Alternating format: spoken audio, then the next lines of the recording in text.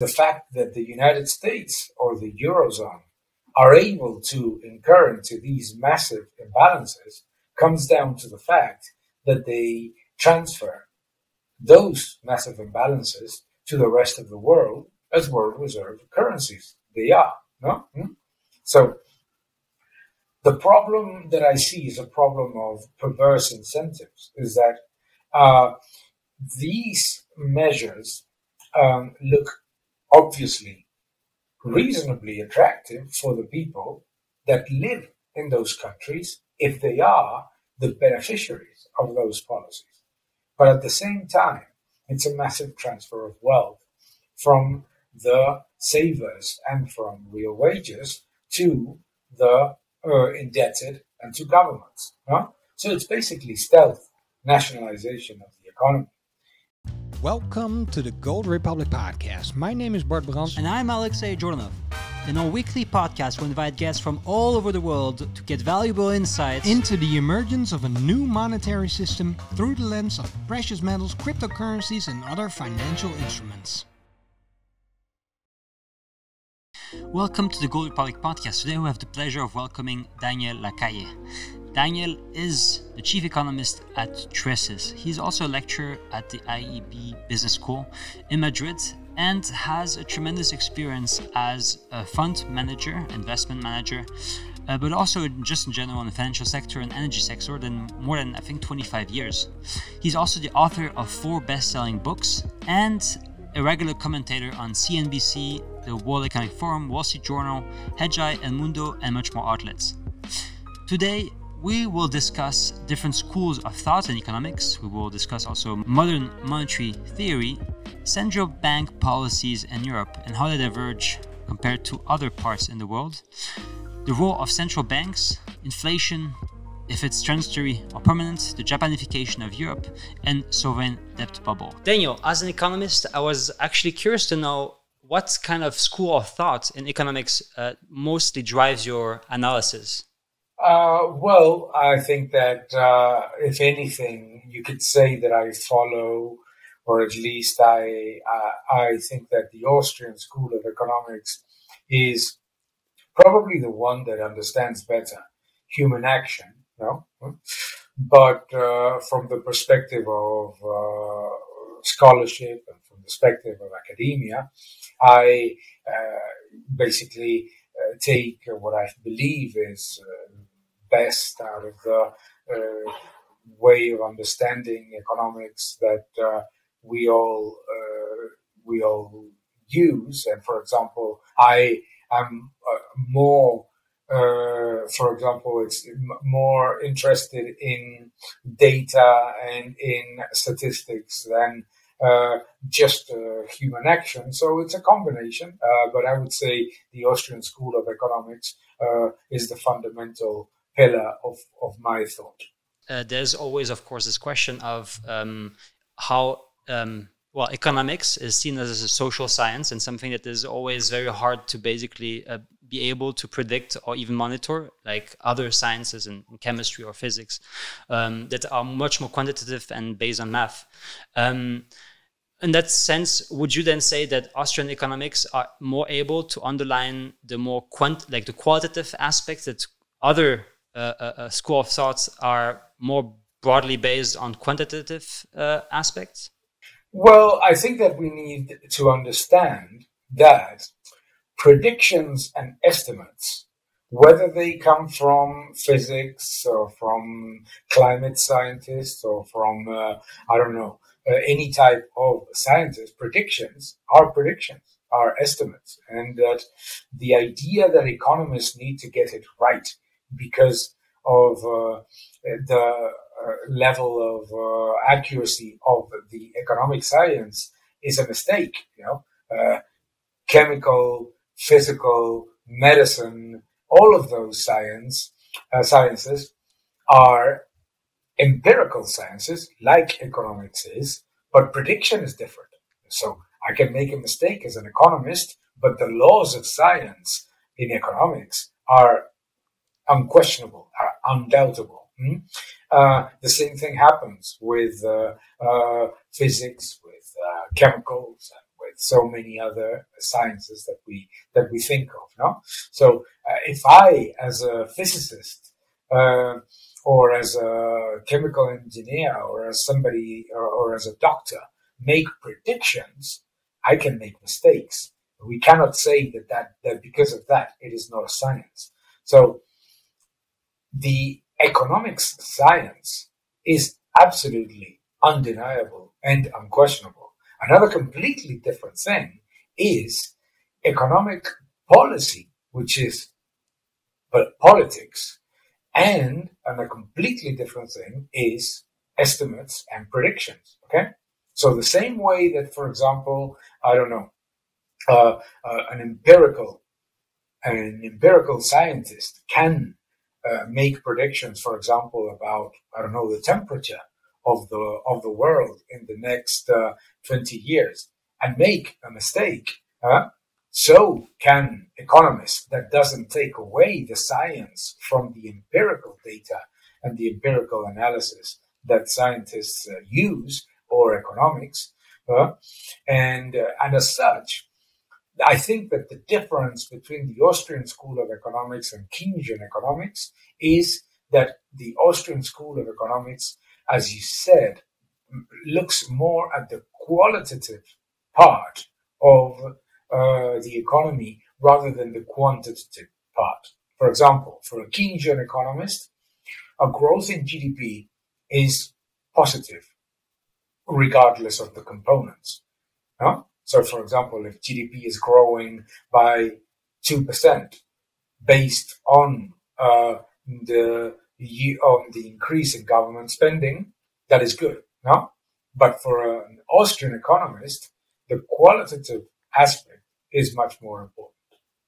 Actually, today there was a news article in the Dutch newspaper, the Financial Daily, of a Dutch professor, and she said that we should implement more policies based on modern monetary theory, which of course is a derivative, if you would like, of Keynesianism.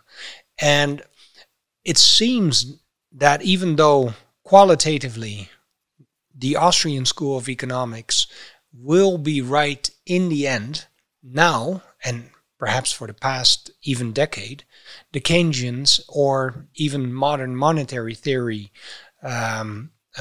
proponents are being proven, well, correct or right at this time. I would like you to, if you can, expand on that and maybe analyze that school of thought that at least this professor in the Netherlands also is a proponent of, modern monetary theory, and where they will eventually become not right anymore. First, modern monetary theory hasn't proven to be right ever. In fact, the proponents of modern monetary theory constantly say that when it's failed, it's because the government is not monetary sovereign, that it's because it's not real modern monetary policy, because it's not really what they implemented. So we have seen the failure of modern monetary theory because it's not modern and it's not a theory. It's something that has been implemented over and over for decades. No, the Great Depression of the 30s is the result of the implementation of massive money printing. The disaster of the French Revolution with the assignats is the result of massive money printing. Argentina, Venezuela, Nicaragua, Iran, Turkey, so many examples of the complete disaster that implementing what the people that defend modern monetary theory say. And they always use the same excuse, that they are not proposing policy, that they're just saying what happens. But they're not saying what happens. They're actually making it upside down. It's upside down economics. It basically, says that that a government that is monetary sovereign can increase its debt and increase its money supply almost eternally without any significant risk, because the supply of money will be followed by the demand for money. That's ridiculous, no? And it's never happened. But the thing is, like all of these upside down economics theories, like communism, like socialism, they come back and they tell you that it's not real, that it failed because it wasn't real socialism. That's the same that they do. They say that it's failed in Argentina because it's not really monetary sovereign, that it failed in all of the countries. So basically, ultimately, the only thing that modern monetary theory is another excuse for governments to expand their deficits and increase the size of government on the way in through monetary procedures. But that's what has happened historically over and over again. And the reality is that it doesn't work. Obviously, and I don't know where you get that they were right. They haven't been right on anything. To start with, they haven't been right even in this crisis. In this crisis, the reality has proven that it has been the private sector that has adapted more rapidly and better to the crisis that has saved the economy, not massive deficit spending and massive debt. So the point is, obviously, from the perspective of governments, Keynesian ideas and modern monetary theory are perfect. Because if I am the government and you tell me that I can spend as much as I want and that, I have endless, no limit to my expenditure, obviously I'm going to say, I like your ideas. But that doesn't mean that it's right. And it definitely doesn't mean that it's worked. And even less so that it is right now. Modern monetary theory has been an absolute, total disaster in all of the countries in which it has been implemented. And by the way, these people say that it has not been implemented in numerous economies the way that they say. But again, I come back to the point that I said before, is the historical fallacy of saying that the reason why socialism failed is because it wasn't real socialism. What does that tell you? Because this is a professor at a Dutch university saying and being a real proponent of this modern monetary theory, which, you accurately say neither is modern nor is it a theory. But what does it tell you about, first of all, our current state of teachers, but also for the students who are now receiving all this as something that is probably something that they will listen to and might even implement as policymakers in the future? But again, I come back to the point. This is nothing new. When I was a kid at university, some professors said that the private sector did not generate jobs, that it was the public sector that generated jobs. Okay, fair enough. Wow. The only thing that tells us is that there is a significant proportion of the teaching population that is dangerously close to the extreme left. Nothing less, nothing more. But it's nothing new either. So now coming back to more like the policy-making part, you've described policy-making as having a major impact on the way the economy works, the way the monetary system works. How much of that, let's say, power or influence has this monetary policy evolved throughout the years? And how does did phase out in the last couple of crises, or the direct, let's say, relation of policymaking and the last crisis we've experienced since the 1970s, where gold started being decoupled from fiat money and the dollar in general? Well, we have seen that we are living in a time in which developed economies can transfer the massive imbalances of their domestic economy to the rest of the world. Ultimately, the fact that the United States or the Eurozone are able to incur into these massive imbalances comes down to the fact that they transfer those massive imbalances to the rest of the world as world reserve currencies. They are, no? So the problem that I see is a problem of perverse incentives, is that these measures look obviously reasonably attractive for the people that live in those countries if they are the beneficiaries of those policies. But at the same time, it's a massive transfer of wealth from the savers and from real wages to the indebted and to governments. So it's basically stealth nationalization of the economy.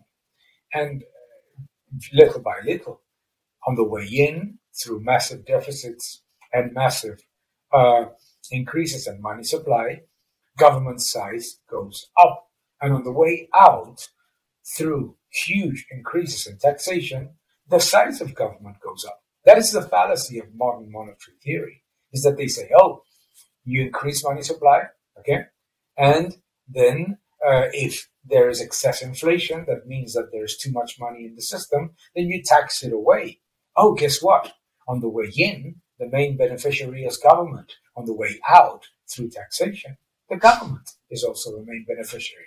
What a surprise that that professor in the Netherlands, who I am 100% sure, and you didn't even know his name, tell me his name, is a proponent of massive government spending, a proponent of massive government intervention, says that is the right thing to do, obviously.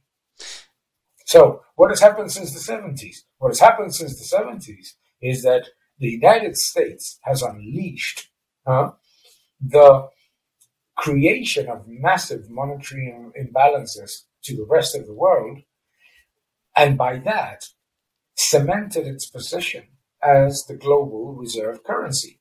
Because if the Federal Reserve massively increases money supply, but the US dollar is the world reserve currency, the United States exports inflation, monetary imbalances to the rest of the world, whilst countries in emerging economies or in other places in which they don't have a global reserve currency, they imitate the policy of the Federal Reserve without the demand of their local currency. Okay, so that comes back to your point about modern monetary theory. Modern monetary theory completely ignores the fact that supply of money is as dependent on demand as any other good and service. So the idea that supply leads demand is a single aspect of economic law. And what we are seeing right now is basically a system in which the United States and the Eurozone can pass some of their imbalances to the rest of the world via monetary and fiscal policy.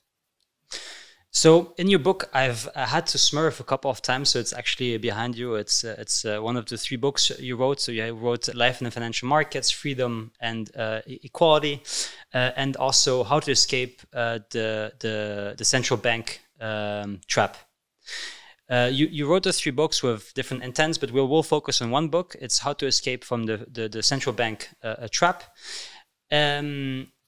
I've had to smurf a couple of times when reading it. You've used a couple of words which I like to quote you on: monetary laughing gas, and also another one, which was the fact that inflation is taxation without legislation.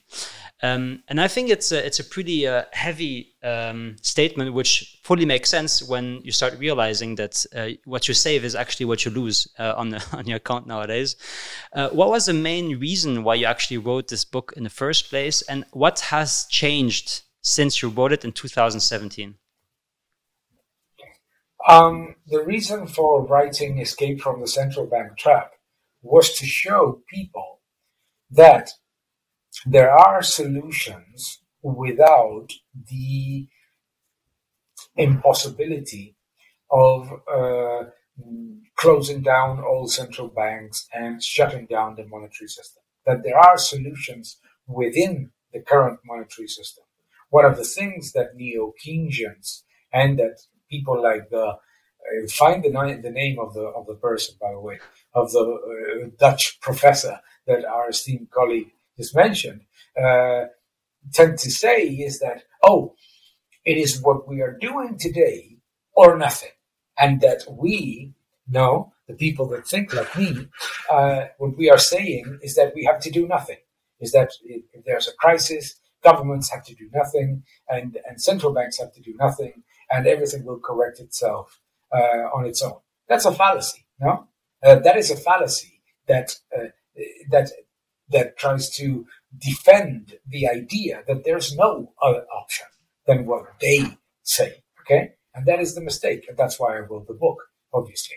By the way, inflation is taxation without legislation is not a sentence I came up with. It comes from Milton Friedman. The other one, monetary laughing gas as a visual concept to see what quantitative easing is, something that makes you sort of happy from the perspective of financial assets, but doesn't cure you. That is mine. Well, that's precisely. Thanks for elaborating on that, and also correct me on the quote. It's not you; it's Milton Friedman. Now, talking about the tools that the central banks have, we've seen that interest rates are not enough, and that since a decade, more or less, we've seen programs like quantitative easing, enabling the repurchasing of debt, basically, of some parts of the economy, increase the balance sheets of those central banks. Now, the Central Bank of Europe, the European Central Bank, amounts almost to 80% of the GDP in the European Union, versus 40% for the central bank in the United States, for example. And up there is the Bank of Japan. What does it tell you about the way the European Central Bank is basically conducting policy compared to the United States? Is it a different type of policy? Is it working? Are they having maybe other tools that they haven't used yet? Or are they cornered into a way that actually doesn't lead any escape in the current set of things? By setting all-time high, for example, a balance sheet that is an all-time high, that might be basically debt for future generations, inflation that is headline inflation at around 3%. Is there any way to basically for central banks, in the case of the ECB, to curb anything at this point anymore? Well, we need to understand first something, is that it is not the role of a central bank to solve the economy or to generate growth. That is something that has been sort of implemented in our brains in the last 10 years, but it's false. The central bank, the only thing that it needs to do is to be the lender and provider of liquidity of last resort. That's what it does. So when people say, it didn't work, no? The Eurozone, it's clearly not worked. The central bank balance sheet is more than 70% of the GDP of the economy. The economy has been in stagnation for a number of years and is going back to stagnation once it fully recovers. So it's obviously not working. So what other tools do they have? But no other. What a central why? Because we have given this magical wand to central bankers and think that what central bankers are going to do is going to save and change structural problems.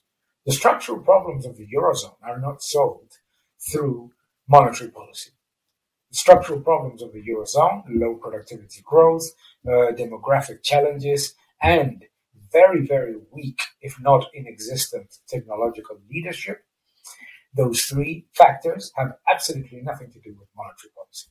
Therefore, we can ask the central bank to do whatever you want, because it's never been a problem of liquidity. So the central bank would increase liquidity and lower rates. That does not necessarily generate higher credit growth or higher investment, no? Because there are other structural issues at play, including energy policy, why the energy policy in the European Union makes energy prices higher, that makes it more difficult for industries to invest, numerous things. Huh? So what can they do? Nothing. What they do is exactly what they do, which is to provide liquidity. And when the problem of the economy has absolutely nothing to do with liquidity, doing more doesn't solve anything. Okay, and this is the problem right now. Right now, we are being fed the idea that if it didn't work, it's because it was not enough or it was not implemented through a lengthier period of time. And it's a mistake. So we need to go back to reality, and we need to go back to the reasons, to the structural reasons why an economy grows. An economy doesn't grow because you put more liquidity and lower rates. And more importantly, it doesn't grow when those low rates don't justify the reality of the economy. Okay? So it's a very simple analogy. If you have a garden and you just pour water on it, you flood it. Okay? You have a garden and you just throw water. Oh, the trees are not growing. More water, more water, more water. You drown. You drown in water, but you don't do anything to the garden. No? You need nutrients. In the Eurozone, policymakers have forgotten or decided politically to ignore that it's not water, but nutrients, what you need in the economy. As long as you keep very high taxation, very low productivity, very high levels of government spending, and very high energy prices that are set up high by design, you're going to have structural problems that add to the demographic problem that is unsurmountable. The fact that in the Eurozone, the 20% of the population is going to be more than 65 years old in a very few years means that the level of consumption, the level of savings, the level of investment of the economy is going to be significantly different from that of a younger population.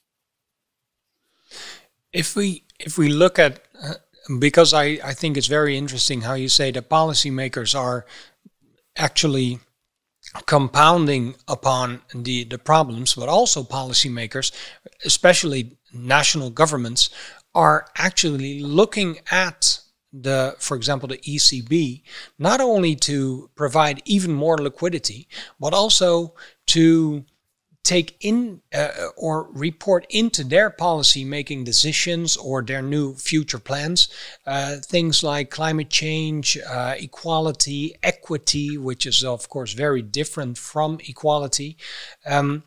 Why do we, first of all, how should the policymakers of for example, the European Central Bank react to this demand of national governments? And why do they not correct these national governments into saying, look at your own policies, for example, on energy usage or demographics, and then perhaps we can work out something together based upon the mandates that we should only have? Imagine that you are the president of a government, okay? And you have two options.